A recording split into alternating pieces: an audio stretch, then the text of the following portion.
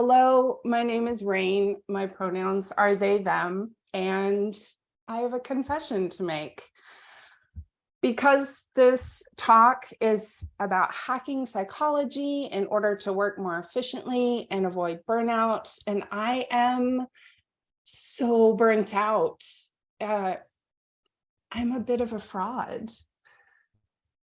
Today, especially today, I'm going to figure out exactly where I went wrong. And if you're also burnt out, I'm so sorry you can relate. And also, let's see if we can figure out what will help you too. There are typically 2 or 3 reasons why people come to this talk. 1, you're burnt out. 2, you'd like to hack your internal systems. Or 3, you're curious. I suppose 4, you could be in the wrong track. With a show of emojis, if you're comfortable and feel this is a safe space, who is here to avoid or recover from burnout? Who is here to hack your internal system and who wants to work more efficiently? And who is curious? And I've put those emojis in the Slack. I'd love to see. And if you're here on the wrong track, please feel free to switch over to the right talk you want to see, or I will try to be entertaining for the curious. I see hack internal systems. I see a lot of people typing. Avoiding burnout is key. It's so true, Carol.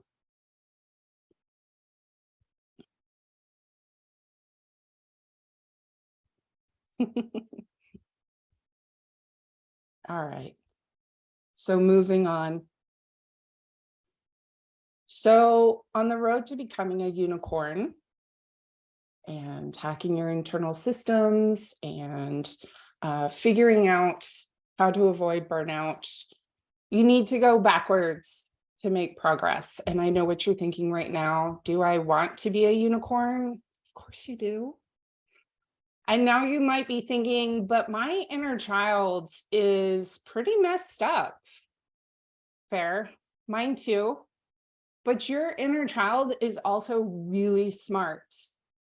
They know how to fall down, how to get back up, how to be brave, how to play, how to be curious, how to explore, how to be a unicorn, and how to conquer the world.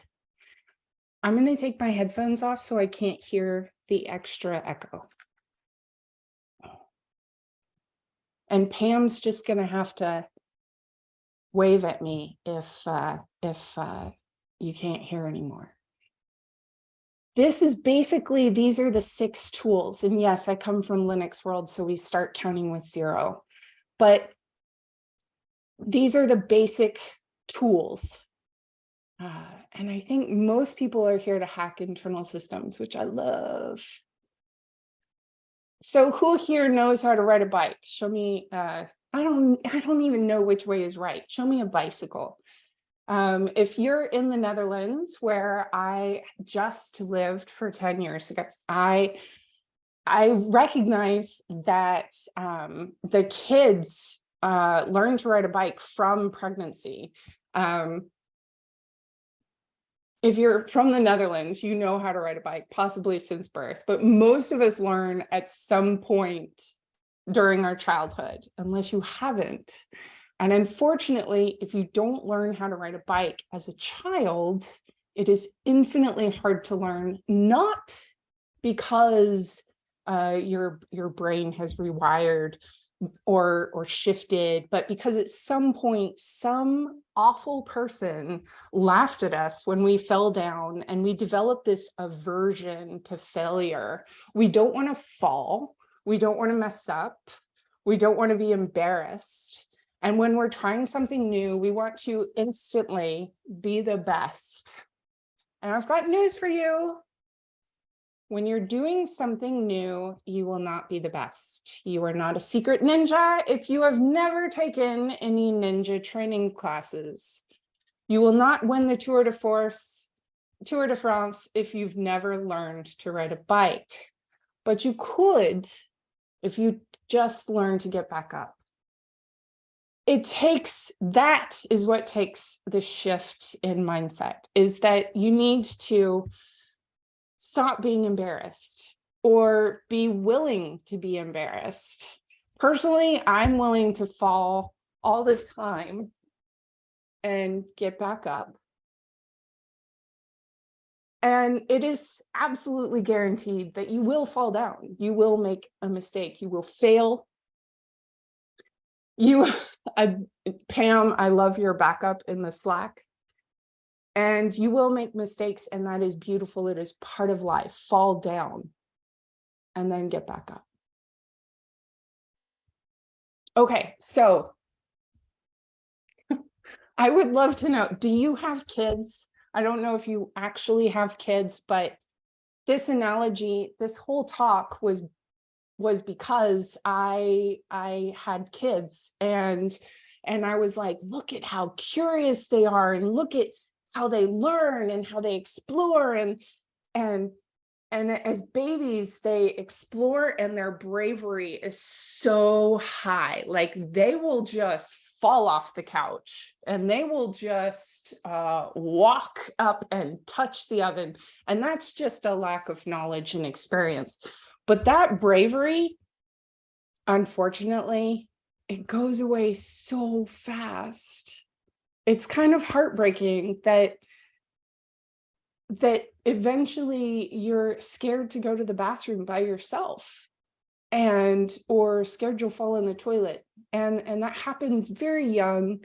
And so this analogy falls apart a little bit, in that if you go back to your childhood about 5, oh, you have a 3-year-old daughter. Yes. If you go back to childhood, this be brave is go all the way back to when you were a baby. And I realize most of us don't remember that, but let me tell you, you were one of the bravest creatures in the universe. It is hard, and sometimes it feels impossible. Being brave is not a lack of fear. In the case of babies, it's a lack of experience, but now that we're older, it's moving forward despite that fear. And there are a few tips and tricks I have for being brave. If it's still overwhelming, the idea of being brave, here are some baby steps, puns intended, to becoming more brave. I want you to embrace your vulnerability, because when you embrace that vulnerability, instead of try to reject it, you are recognizing that you are afraid, and that's okay. And then admit that you are afraid. Then do it anyway. And then when you fall down, when you fail, when you run away and trip and fall, get back up, because nothing is impossible. Even big, scary monsters or dragons can be broken down into manageable, bite-sized pieces, and the key is to start. Don't plan forever, don't run away, don't procrastinate. Please do it anyway. So listen to that fear inside of you, acknowledge it, be vulnerable, take a few minutes to make the plan, and then do the plan. So when was the last time you had recess in the Slack? I have not had recess in a very long time. As a parent of an 8-year-old and pair of 5-year-olds, it's been forever. But just in case you're one of those skeptics who doesn't believe in the importance of play, the National Institute for Play gathers research from diverse play scientists and practitioners. Pam, what? Pam had recess this past Saturday. I am so jealous. I am so jealous. Just in case you're one of those skeptics who doesn't believe in the importance of play, the National Institute for Play gathers research from diverse play scientists and practitioners to prove that play is good for your physical and mental health. It increases harmony and effectiveness of relationships, it optimizes learning, and it encourages innovation. And as an aside, I want to be a play scientist when I grow up. When we're children, play is built into the daily structure. As we get older, there's less recess, no more breaks, and fewer naps, which is not cool. Those moments of play, of pause, of engaging of activity for enjoyment and recreation rather than serious or practical purpose are instrumental to enjoying life, to becoming a unicorn, to conquering the world, to avoiding burnout, to hacking your internal systems. And now I can't tell you how to play because that's entirely up to you. What you enjoy doing for fun, do that. And when it's not fun anymore, do something else. Now, I can't tell you what to do, but I do have some ideas. And this is a great one to screenshot. Book the time in your calendar and go play every day, every week, every month, every year. Is there anything else in here that you're keen to try? And by the way, if you do bake those cookies, please send them to me. And if you do an escape room, please invite me along. Those are my favorite things to do. Is there anything you want to add?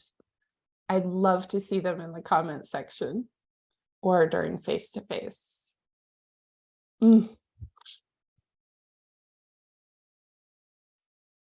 My favorite thing to do is escape rooms, but it happens so rarely. All right, so now is the time when you need to take a drink of water, including Pam, including Carol.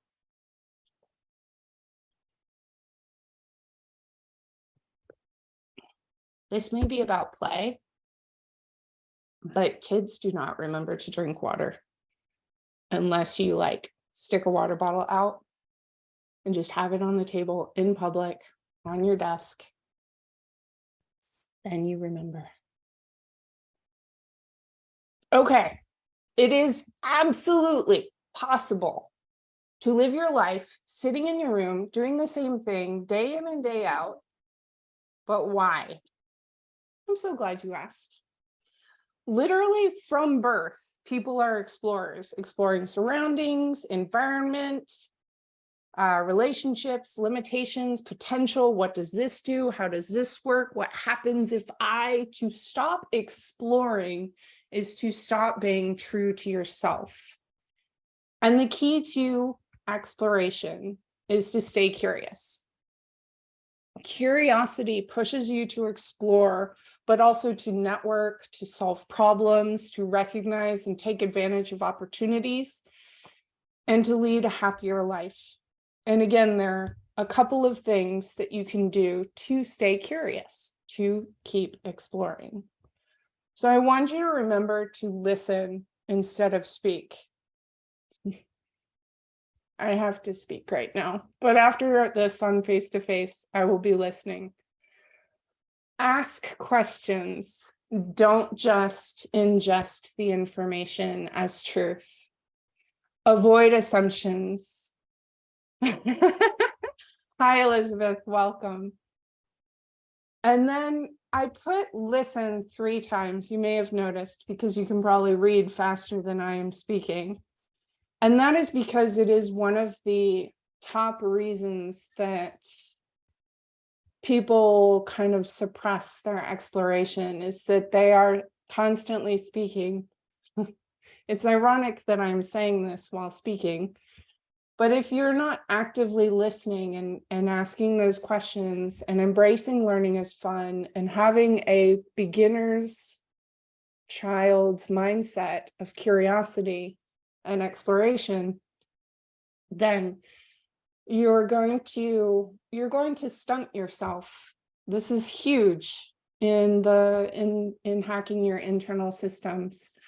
Now, I will say with regards to burnout, that sometimes this is the opposite of hacking your internal systems. If you are listening all the time and exploring and looking around, you may be ignoring yourself.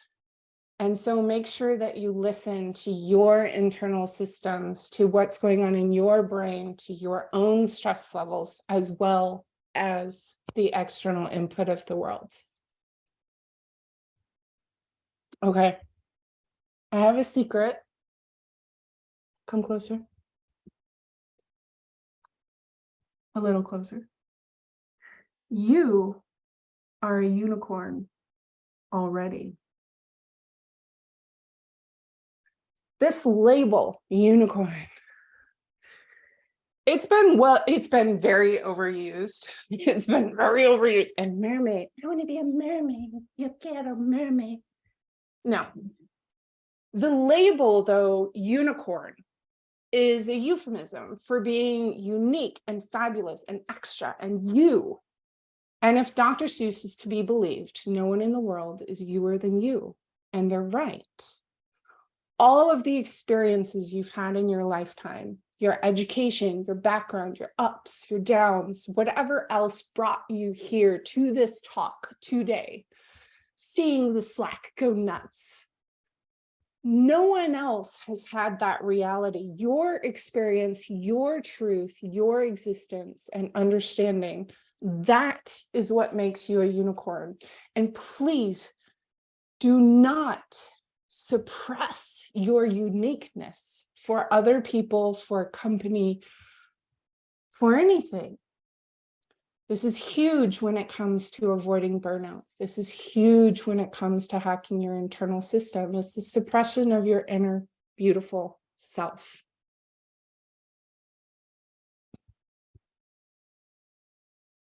And the neat part about all this is that if you follow those other steps, you will conquer the world. And I ask you to use your powers for good, but conquer the world in the sense that be as successful as you possibly can be. Avoid burnout. Learn what you need and want to learn. It's inherent in the steps. So be willing to fall down and get back up. Be brave, even in the face of a dragon. Remember to play. Schedule the time to play. Explore and be curious. And don't hide your light, but be the beautiful unicorn. I know you are, and you will conquer the world. Thank you. Now this QR is the company I work for. They do not specialize in burnout or anything like that, but they are a company that is allowing me to recover from burnout. And the reality is that I have been at companies who have been horrible for my unicorn self. And I'm so thankful to be here today.